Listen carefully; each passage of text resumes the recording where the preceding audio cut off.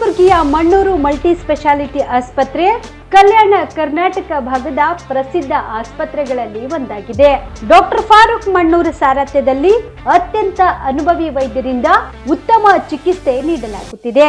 Mannur multi speciality ಆಸ್ಪತ್ರೆಯಲ್ಲಿ ಸಿಗುವ ಚಿಕಿತ್ಸೆಗಳು: general surgery, laparoscopy surgery, neuro surgery, orthopaedic surgery, plastic surgery, gastro surgery, aqua surgery, gynaecology surgery, general medicine, paediatric, neuro surgery, cardiology, haematology, endocrinology, ENT ಮತ್ತು ophthal, general physician, gynaecology, paediatric, family medicine, urology, nephrology, radiology, dialysis, advance ICU ಮತ್ತು advance OT setup, ಅತ್ಯಾಧುನಿಕ ಸೌಲಭ್ಯವುಳ್ಳ ಕ್ಯಾಸುಲಿಟಿ, ದಿನದ 24 ಗಂಟೆ emergency trauma centre.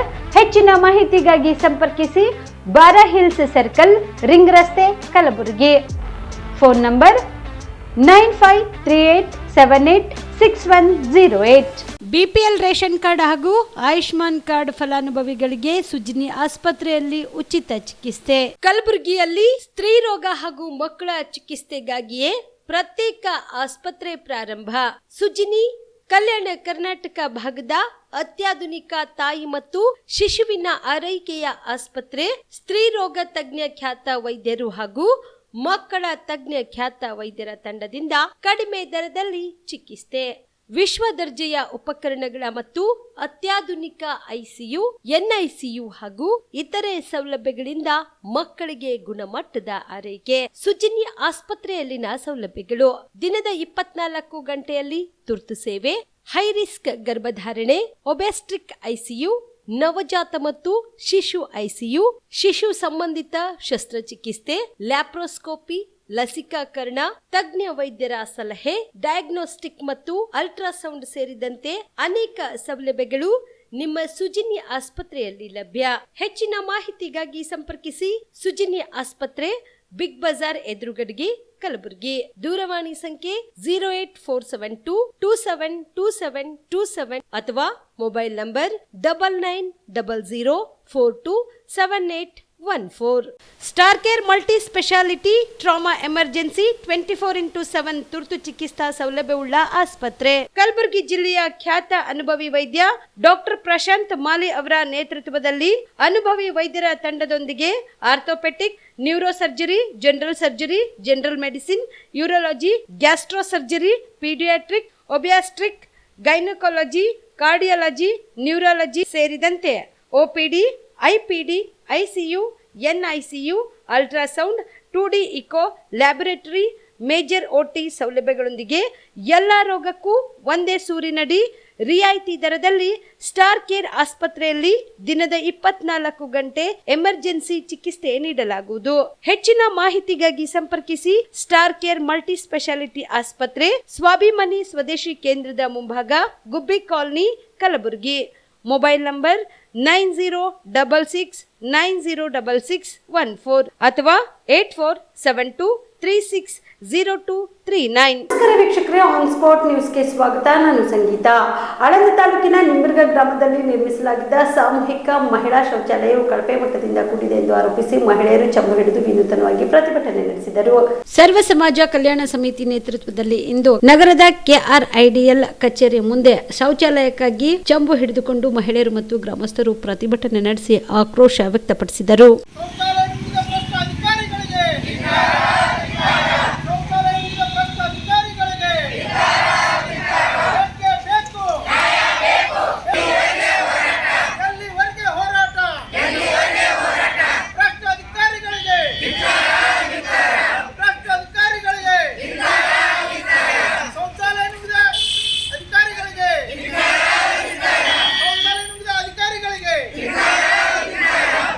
ಅಧಿಕಾರಿಗಳಿಗೆ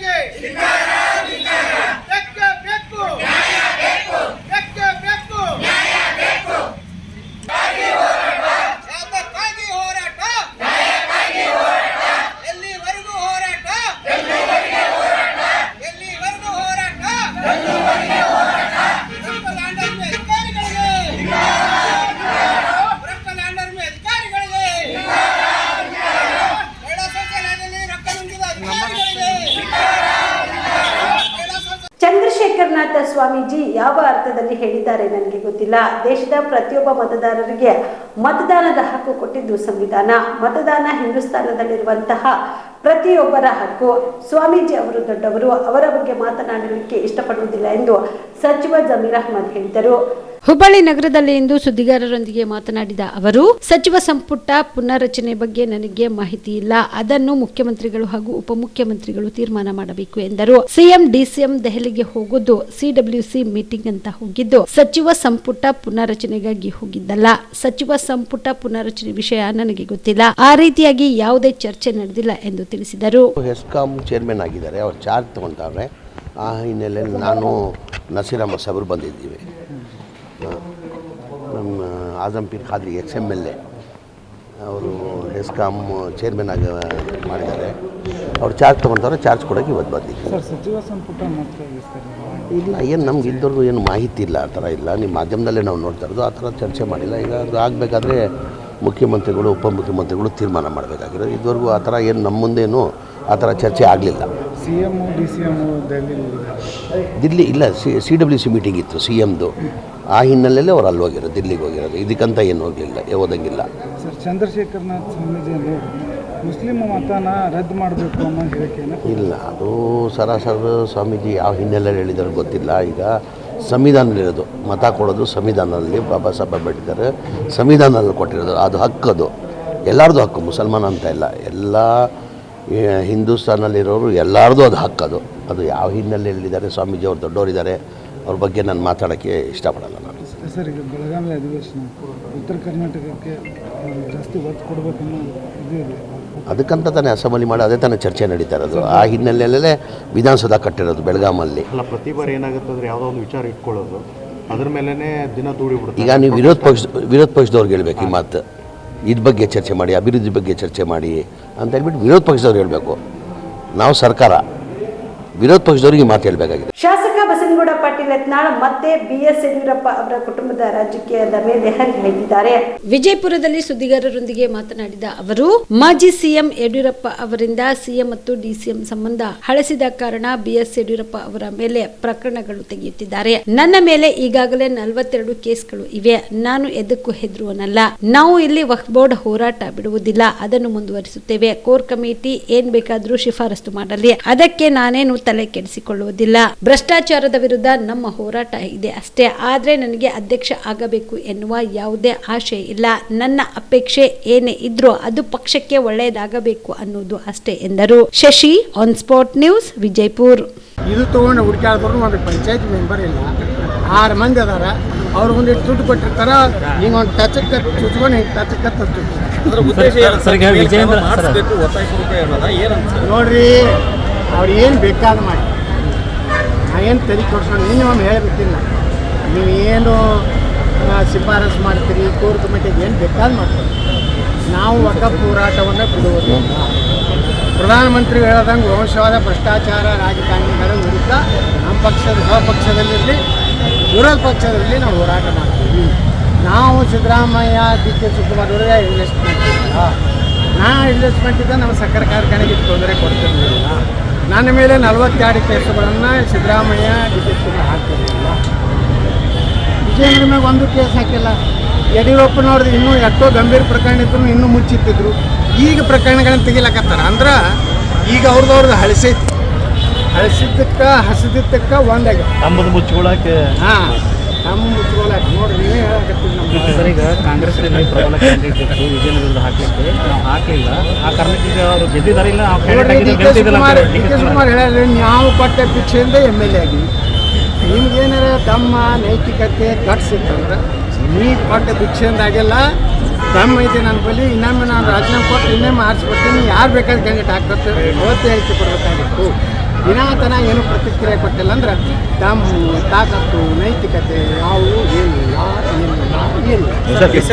ಬಾಂಗ್ಲಾದಲ್ಲಿ ಈ ISKCON ಅರ್ಚಕರು ನೋಡಿ, ಹಿಂದೂಗಳ ಮೇಲೆ ಬಾಂಗ್ಲಾದಲ್ಲಿ ಭಾಳ ಗಂಭೀರವಾಗಿ ಆಗ್ತಾಯಿದೆ.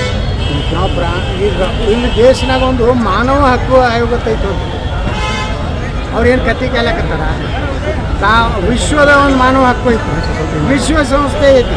ಇವತ್ತು ನಮ್ಮ ಹಿಂದೂಗಳ ಮೇಲೆ, ಕ್ರಿಶ್ಚಿಯನ್ರ ಮೇಲೆ, ಅಲ್ಪಸಂಖ್ಯಾತರ ಮೇಲೆ ಬಾಂಗ್ಲಾದಲ್ಲಿ ಏನು ಇದು ಆಗ್ಲಕತ್ತದೆ. ಅದಕ್ಕೆ ಯಾವುದೇ ರೀತಿ ಇವತ್ತು ಸರ್ಕಾರ ಅಲ್ಲಿದು ಇದು ಆಗ್ತಾಯಿದೆ. ಅದಕ್ಕೆ ಬಾಂಗ್ಲಾಕ್ಕೆ ಕೊಡುವಂಥ ಎಲ್ಲ ನೆರವುಗಳನ್ನು ಎಲ್ಲ ಸಹಾಯವನ್ನು ಭಾರತ ಬಂದ್ ಮಾಡ್ಬೇಕಂತ ನಾ ಆಗ್ರಹ ಮಾಡ್ತೀನಿ. ಸ್ವಾಮೀಜಿ ವಿರುದ್ಧ ಈಗ ಅವರು ಬಂಧನ ವಿರುದ್ಧ ಮತ್ತೆ ತಪ್ಪು. ಸೈಯದ್ ಅಬ್ಬಾಸ್ ಸ್ವಾಮೀಜಿಯವರು ಅವರಿಗೆ ಇವ್ರೇನು ಈ ದೇಶದ ಅನ್ನ ತಿಂದು ನೀರು ಕುಡಿದು ಪಾಕಿಸ್ತಾನ ಹುಟ್ಟುಕೊಂಡು ಮಾತಾಡ್ತಾರಲ್ಲ, ಅದಕ್ಕೆ ಅವ್ರು ಹೇಳಿದ್ದಾರೆ. ಬಾಬಾ ಸಾಹೇಬ್ ಅಂಬೇಡ್ಕರ್ ಈಗ ಪಾಕಿಸ್ತಾನದಾಗ ಮತದಾನ ಹಾಕೈತೇನ್ರಿ ಹಿಂದೂಗಳಿಗೆ ಕ್ರಿಶ್ಚಿಯನ್ರಿಗೆ ಪಾಕಿಸ್ತಾನದಲ್ಲಿಲ್ಲ, ಅಫ್ಘಾನಿಸ್ತಾನದಲ್ಲಿಲ್ಲ. ಈ ರೀತಿ ಇದ್ದಾಗ ನಮ್ಮಲ್ಲಿ ಯಾಕೆ ಅನ್ನೋಂಥ ಪ್ರಶ್ನೆ ಮಾಡ್ಯಾರ ಅವರು. ಸ್ವಾಮೀಜಿಯಾಗಿ ಹಿಂದೂಗಳ ಪರವಾಗಿ ಮಾತಾಡಿದ್ದಕ್ಕೆ ನಾನು ಅಭಿನಂದನೆ ಸಲ್ಲಿಸ್ತೀನಿ. ಅವರ ಪ್ರಕರಣವನ್ನು ವಾಪಸ್ ತಗೋಬೇಕು, ಇಲ್ಲಾಂದರೆ ಇಡೀ ಒಕ್ಕಲಿಗ ಸಮುದಾಯ ಸರ್ಕಾರವನ್ನು ಕೇಳಬೇಕು. ಭಾಳ ಸ್ವಾಭಿಮಾನಿ ವ್ಯಕ್ತಿ ಅದನ್ನು ಡಿ ಕೆ ಶಿವಕುಮಾರ್ ಮಾತಾಡಲಿ. ಇವತ್ತು ಒಕ್ಕಲಿಗರ ಒಬ್ಬ ಸ್ವಾಮಿಗಳ ಬಗ್ಗೆ ಒತ್ತಾಯ ಹಾಕ್ಯಾರ. ಇದ್ರ ಬಗ್ಗೆ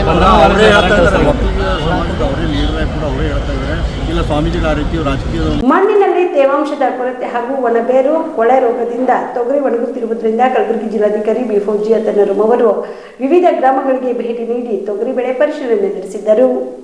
ಕಲಬುರಗಿ ತಾಲೂಕಿನ ಪಟ್ಟಣ ಗ್ರಾಮ ಹಾಗೂ ಅಫಜಲ್ಪುರ ತಾಲೂಕಿನ ನೀಲೂರು, ಆಳಂದ ತಾಲೂಕಿನ ಕಡಗಂಚಿ ಗ್ರಾಮಗಳಿಗೆ ಭೇಟಿ ನೀಡಿದ ಜಿಲ್ಲಾಧಿಕಾರಿಗಳು ತೇವಾಂಶ ಕೊರತೆಯಿಂದ ಒಣಗುತ್ತಿರುವ ಬೆಳೆ ವೀಕ್ಷಿಸಿದರು. ನೀರಾವರಿ ಸೌಲಭ್ಯ ಇರೋ ರೈತರು ಕೂಡಲೇ ತೊಗರಿ ಬೆಳೆಗೆ ನೀರು ಹಾಯಿಸಬೇಕೆಂದು ರೈತರಿಗೆ ಅಧಿಕಾರಿಗಳಿಗೆ ಸಲಹೆ ನೀಡಿದರು.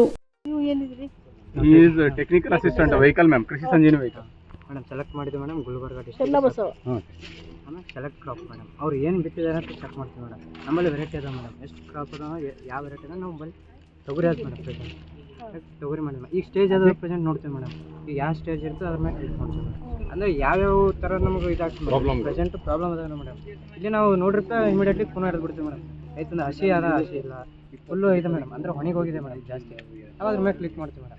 Immediately ತೋರಿಸ್ಬಿಡ್ತೀವಿ madam. ಈಗ ನೋಡ್ರಿ ಪ್ರೆಸೆಂಟ್ ಮೇಡಮ್ ಹಸಿ ಇದೆ ಮತ್ತು ಒಣಗಿದೆ ಮೇಡಮ್. ಈಗ ನೋಡಿ ಮೇಡಮ್ ನಡಬರ್ಕಲ್ಲಿ ಹಸಿ ಒಣಗಿದೆ, ಆ ಕಡೆ ಇದೆ. ನಾವು ಇಮಿಡಿಯೇಟ್ಲಿ ನೆಕ್ಸ್ಟ್ ಹೋಗ್ತೀವಿ ಮೇಡಮ್. ಮತ್ತು ನಾವು ಇದು ಓಪನ್ ಮಾಡ್ತೀವಿ ಮೇಡಮ್.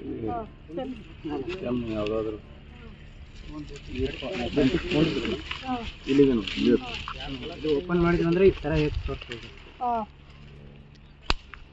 ಈ ಥರ ಚೆಕ್ ಮಾಡ್ತೀವಿ ಮೇಡಮ್.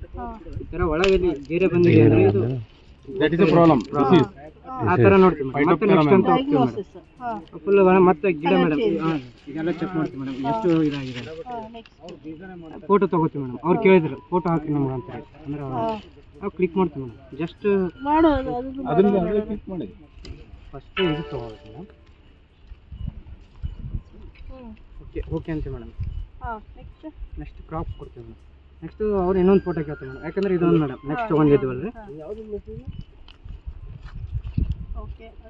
Okay madam. ನೆಕ್ಸ್ಟ್ ಏನು ಮಾಡ್ತೀವಿ ಮೇಡಮ್, ಕ್ರಾಪ್ ತೊಗೊಳ್ತೀವಿ ಮೇಡಮ್. ನೆಕ್ಸ್ಟ್ ಏನು ಮಾಡ್ತೀವಿ, ಕಂಪ್ಲೀಟ್ ಮೇಡಮ್. ಇದು ಆಗಿದ್ರೆ ಕಂಪ್ಲೀಟ್ ಕೊಡ್ತೀವಿ ಮೇಡಮ್. Procedure madam. ಈಗ ಆ್ಯಸ್ ಎಸ್ ಮೇಡಮ್ ಅಂದರೆ ಈಗ ಯೂನಿವರ್ಸಿಟಿಗೆ ಹೋಯ್ತು ಮೇಡಮ್ ಸೈಂಟಿಸ್ಟ್. ನಾವು ಆ್ಯಸ್ ಎಸ್ ಸರ್ವೆ ಆಯ್ತು ಮೇಡಮ್.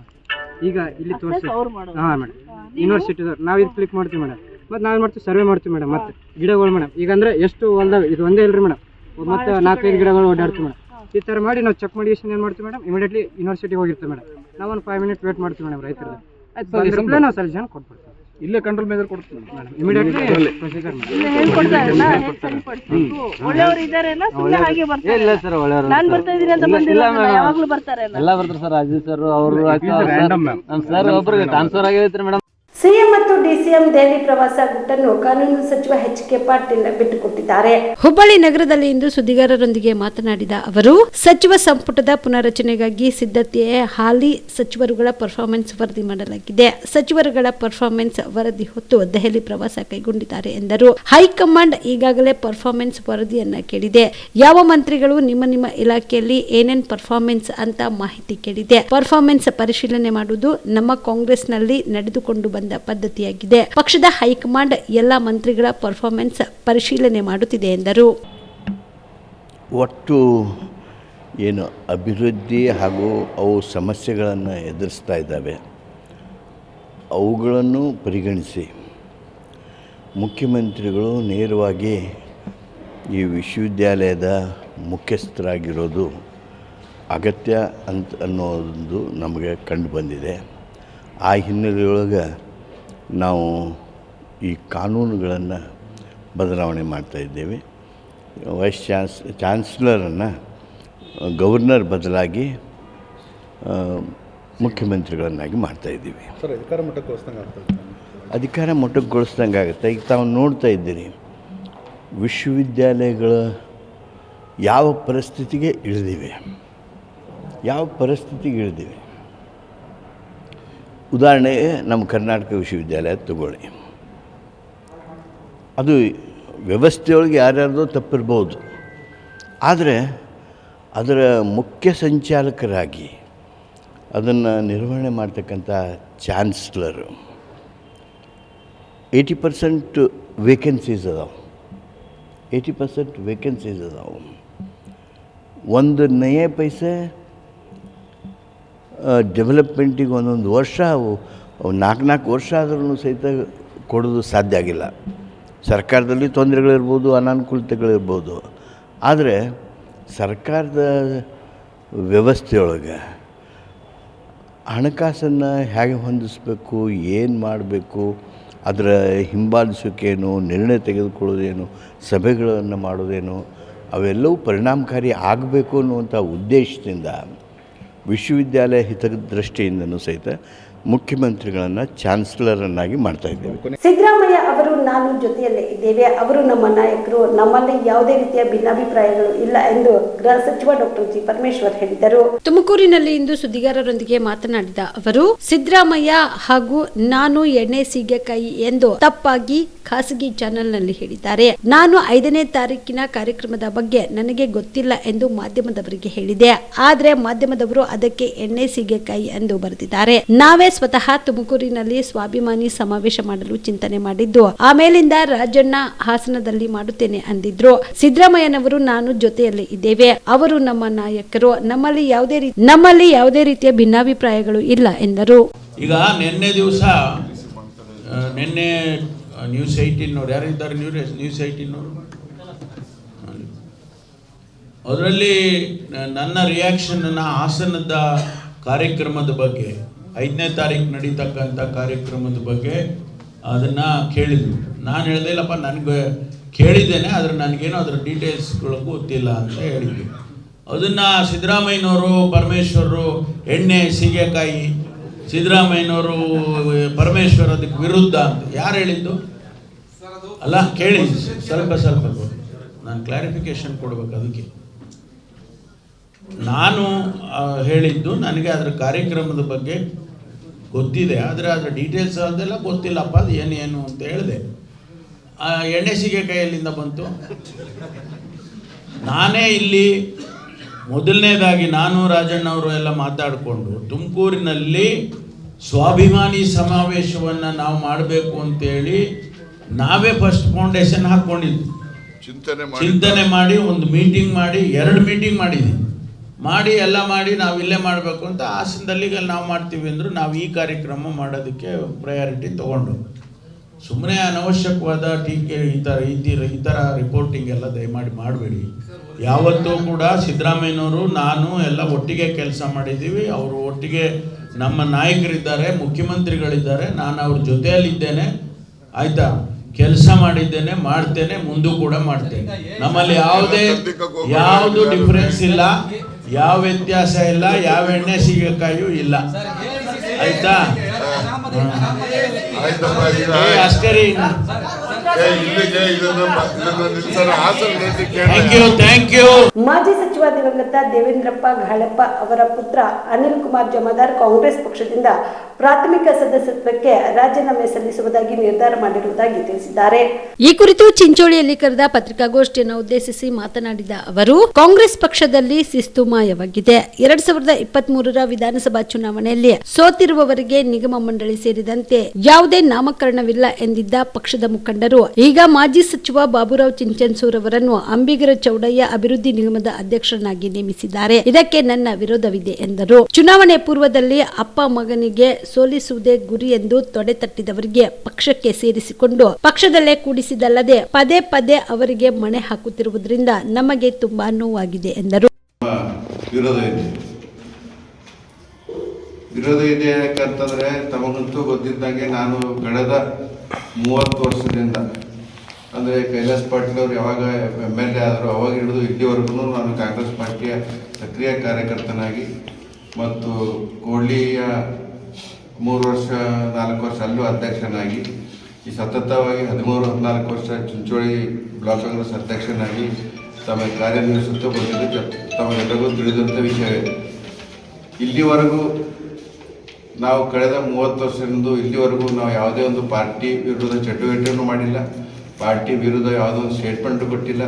ಏನೇ ನಮ್ಗೆ ಆಗಿಲ್ಲ ಅಂಬೋದು ನಮ್ಮ ಇದರಾಗಿ ನಾವು ಪಾರ್ಟಿ ಸೆಲೆಕ್ಟ್ ನಾವು ದುರ್ಗೋತ ಬಂದೀವಿ, ಕಸ ಹೊಡೆದೀವಿ, ಚಾಪಿ ಹಾಕೀವಿ, ಕುರ್ಚಿ ಹಾಕೀವಿ, ಬ್ಯಾನರ್ ಕಟ್ಟೀವಿ, ಎಲ್ಲ ಕಟ್ಟೀವಿ. ನಮ್ಮದು ಅವ್ರಿಗೆ ಮಾಡಿದ್ದು ವಿರೋಧ ಅಂತಂದ್ರೆ ವಿರೋಧ ಯಾಕೆ ಮಾಡಂತಂದ್ರೆ ಸಾಮಾನ್ಯ ಕಾರ್ಯಕರ್ತರಿಗೆ ಕಾಂಗ್ರೆಸ್ ಪಾರ್ಟಿಯಾಗ ಸಾಮಾನ್ಯ ಕಾರ್ಯಕರ್ತರಿಗೆ ಬೆಲೆ ಇಲ್ಲ. ಯಾರಿಗೆ ಅಂಜಿಸ್ತಾರ, ಯಾರಿಗೆ ತೊಡಿ ತರ್ತಾರ, ಯಾರು ಅವ್ರಿಗೆ ವಿರೋಧ ಮಾಡ್ತಾರ ಅವರಿಗೆ ತಂದು ಕೊಡ್ಸಂಥದ್ದು ನಮ್ಮ ಕಾಂಗ್ರೆಸ್ ಪಾರ್ಟಿಯಾಗ ನಡೆದು. ಯಾಕಂದ್ರೆ ತಮಗಂತೂ ಗೊತ್ತಿದ್ದ ಮಾತಿದ. ಹಿಂದಕ್ಕೆ ಅವರು ನಮ್ಮ ಅಲ್ಲಪ್ರಭು ಎದುರು ಎಲೆಕ್ಷನ್ ನಿಂತರು, ಅವ್ರಿಗೆ ಕರ್ಕೊಂಡ್ಬಂದು 2 MLC ನೋಡು. ಈಗಲೂ ಮೊನ್ನೆ ಕಳೆದ ಎಲೆಕ್ಷನ್ಗಿಂತ ಒಂದು 3 ತಿಂಗಳ 4 ತಿಂಗಳ ಮೇಲೆ ನಮ್ಮ ನಾಯಕರಿಗೆ ಎಲ್ಲರಿಗೆ ಸೋಲಿಸ್ತೀನಿ ಅಂತಂದು ತೊಡಿ ತಟ್ಟಿದವ್ರಿಗೆ ಕರ್ಕೊಂಡ್ಬಂದು MLA ಟಿಕೆಟ್ ಕೊಟ್ಟರು. ಅವ್ರು ಸೋತ ಮೇಲೂ ಮತ್ತು ಅವ್ರಿಗೆ ತಂದು ಈಗ ಚೌಡೆ ನಿಗಮ ಅಧ್ಯಕ್ಷ ಮಾಡಿದ್ರೆ ಅಂಜಿಸಿದವರಿಗೆ ತೊಡಿ ತಟ್ಟಿದವರಿಗೆ ವಿರೋಧ ಮಾಡಿದವರಿಗೆ ಮಾಡೋದು ಸರಿನಾ? ನಮಗಂತೂ ಸರಿ ಅನ್ಸಲ್ಲ. ಯಾಕಂದರೆ ಸಾಮಾನ್ಯ ಕಾರ್ಯಕರ್ತರಿಗೆ ನೀವು ಮಾಡಲ್ಲ ಅಂತಂದ್ರೆ ಮತ್ತೆ ಯಾರಿಗೆ ಮಾಡ್ತೀರಿ? ಇದು ನಮ್ಮ ನಾಯಕರು ಏನು ಸ್ಟೇಟ್ಮೆಂಟ್ ಕೊಡ್ತಾರೆ, ಸೋತವ್ರಿಗೆ ಏನೂ ಮಾಡಲ್ಲ ಅಂತಂದು ಸ್ಟೇಟ್ಮೆಂಟ್ ಕೊಡ್ತಾರೆ, ಯಾರಿಗೂ ಮಾಡಿ. ಮತ್ತು ಇವ್ರಿಗೆ ಹೆಂಗೆ ಮಾಡಿದ್ರಿ? ಇವ್ರಿಗಿಂತ ಹೆಚ್ಚಿಗೆ ನಮ್ಮ ಕಾಂಗ್ರೆಸ್ ಪಾರ್ಟಿಯಾಗ ದುಡ್ಕೊಂಡ್ಬಂದು ಎಷ್ಟೋ ಸರಿ 3 ಸರಿ 4 ಸರಿ MLA ಆಗ್ಯಾರ, ಮಿನಿಸ್ಟರ್ ಆಗ್ಯಾರ, ಅವ್ರಿಗೆ ಬಿಟ್ಟು ಮತ್ತು ಇವ್ರಿಗೆ ಹೆಂಗೆ ಮಾಡ್ತೀರಿ ಅಂತಂದ್ರೆ ನೀವು ಅಂಜಿಸಿದವ್ರಿಗೆ ಮಾಡ್ತೀರಿ ಅಂದಂಗೆ ಲೆಕ್ಕ ಆಗೈತೆ. ನಾವು ಅಂಜಿಸ್ಬೇಕಂತ ಉದ್ದೇಶ ಇಲ್ಲ. ನಾವು ಸ್ಮೂತ್ ಇಲ್ಲಿವರೆಗೂ ನಾವು ನಿಮ್ಗೆ ತಮಗಂತೂ ಗೊತ್ತಿದ್ದ ಮಾತಿದ. ನಾನು ಕಳೆದ 2000ದಾಗ ತಾಲೂಕು ಪಂಚಾಯತ್ ಅಧ್ಯಕ್ಷ ಬಂದಾಗೂ ನನಗೆ ಮಾಡ್ತೀನಿ ಅಂತಂದು ಅಲ್ಲಿಂದ ಮನೆಯಿಂದ ಕರ್ಕೊಂಬಂದು ಇಲ್ಲಿ ಮಾಡಲಿಲ್ಲ.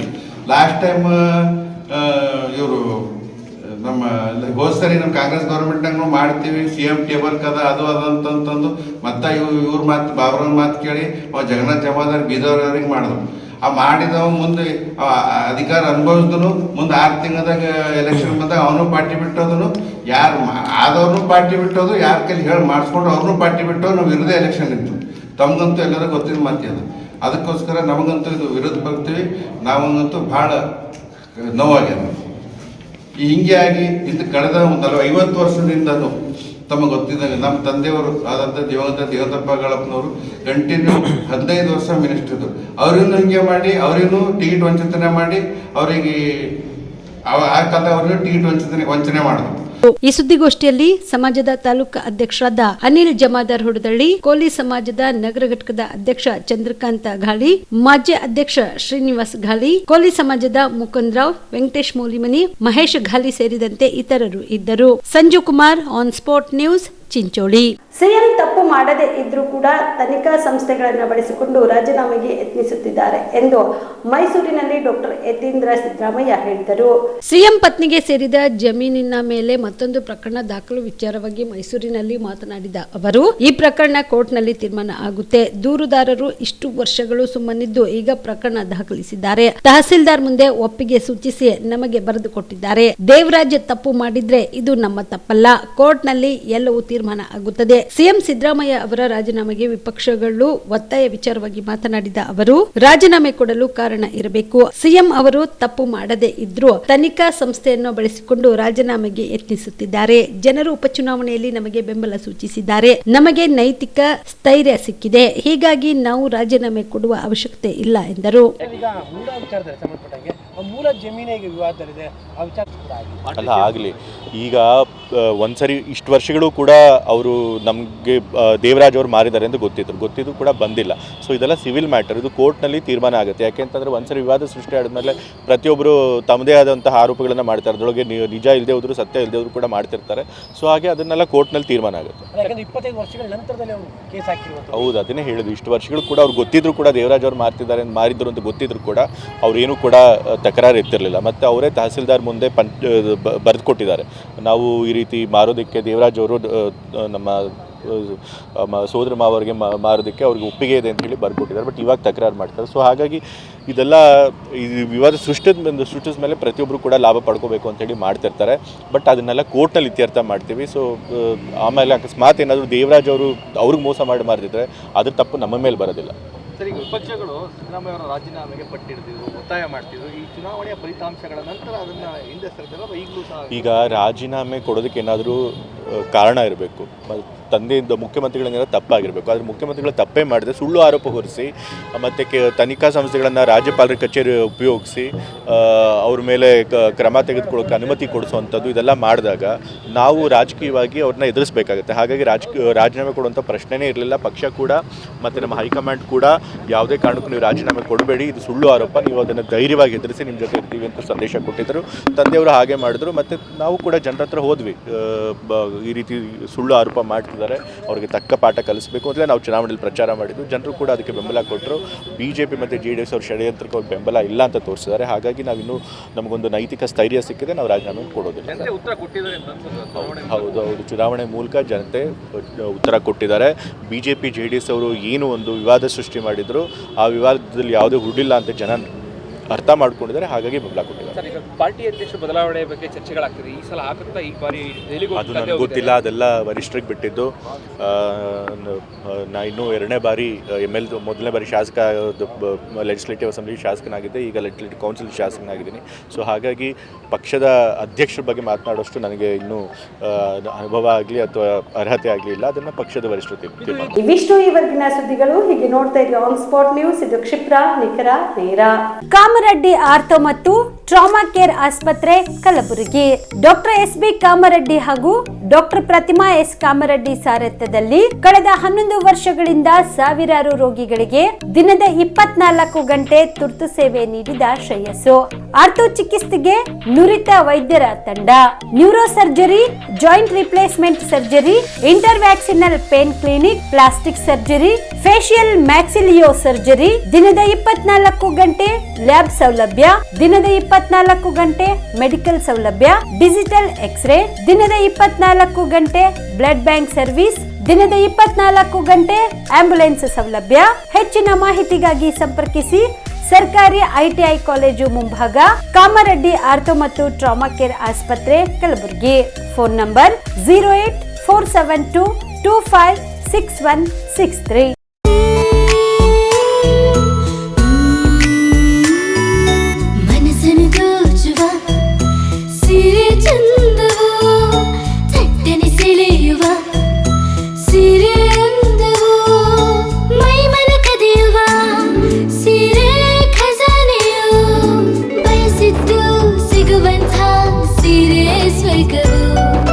ಮದುವೆಯ ಸಂಭ್ರಮದ ಚಿತ್ತಾರದ ಸೀರೆಗಳು, ಶುಭದ ಕಾರ್ಯದಿ ಬಣ್ಣಗಳ ನರ್ತನ, ವಿಧ ವಿಧ ಸಂಗ್ರಹದಿ ಮನವನ್ನು ಅಪಹರಿಸೋ ವಿಜಯಲಕ್ಷ್ಮಿ ಸಿಲ್ಕ್ಸ್ ಸರಸಾಟಿಯಲ್ಲಿದೆ. Vijayalakshmi silks, Vijayalakshmi silks. ಗುಲ್ಬರ್ಗ ಜಿಲ್ಲೆಯಲ್ಲಿಯೇ ಮಹಿಳೆಯರ ಮತ್ತು ಮಕ್ಕಳ ವಸ್ತ್ರಗಳ ಏಕೈಕ ಅತಿ ದೊಡ್ಡ showroom Vijayalakshmi silks, city centre mall, super market road, Gulbarga. ನಿಮ್ಮ ಮನೆಯಲ್ಲಿ ಮದುವೆ ಇದೆಯಾ? ಮದುಮಗ ಸೇರಿದಂತೆ ಸಂಬಂಧಿಕರಿಗೆ, ಸ್ನೇಹಿತರಿಗೆ ಬಟ್ಟೆ ಖರೀದಿ ಮಾಡೋದಿದೆಯಾ? 10 ಅಂಗಡಿಗೆ ಹೋಗಿ ಬಟ್ಟೆ ಹುಡುಕುವ ಬದಲು ಎಲ್ಲಾ ರೀತಿಯ ಹಬ್ಬಗಳ, ಮದುವೆ, ಶುಭ ಸಮಾರಂಭ ಸೇರಿದಂತೆ ಎಲ್ಲಾ ರೀತಿಯ ಬಟ್ಟೆಗಳು ಇದೀಗ ಒಂದೇ ಸೂರಿನಡಿಯಲ್ಲಿ ಕಲ್ಪಿಸಿದ್ದಾರೆ. ಹಾಗಾದ್ರೆ ಚಿಂತೆ ಬಿಡಿ. ನಿಮ್ಮ ಕಲಬುರಗಿಯಲ್ಲಿ ಮೀರಾ ಮೆನ್ಸ್ ಅವೆನ್ಯೂ ಪುರುಷರ ಬಟ್ಟೆಗಳಿರುವ ಬೃಹತ್ ಶೋರೂಮ್ ಪ್ರಾರಂಭಿಸಿದ್ದಾರೆ. ಇಲ್ಲಿ Manyavar, black berry, Jack and Jones, rare rabbit, Spykar, Indian terrain, Arrow, Mufti, US polo ಸೇರಿದಂತೆ ಎಲ್ಲ ರೀತಿಯ ಬ್ರಾಂಡೆಡ್ ಬಟ್ಟೆಗಳು ಇಲ್ಲಿ ಲಭ್ಯ.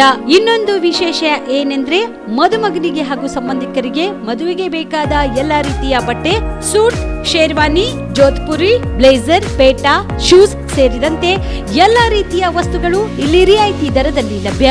ಮತ್ತೆ ತಡ, ಹಿಂದೆ ಭೇಟಿ ನೀಡಿ. ಕಲ್ಯಾಣ ಕರ್ನಾಟಕದ ಬೃಹತ್ ಬಟ್ಟೆ showroom Meera mens avenue, Lahoti petrol bunk ಮುಂಭಾಗ, ತಿಮ್ಮಾಪುರಿಗೆ ಹೋಗುವ ರಸ್ತೆ, ಕಲಬುರಗಿ. ಹೆಚ್ಚಿನ ಮಾಹಿತಿಗಾಗಿ ಸಂಪರ್ಕಿಸಿ 9916745499.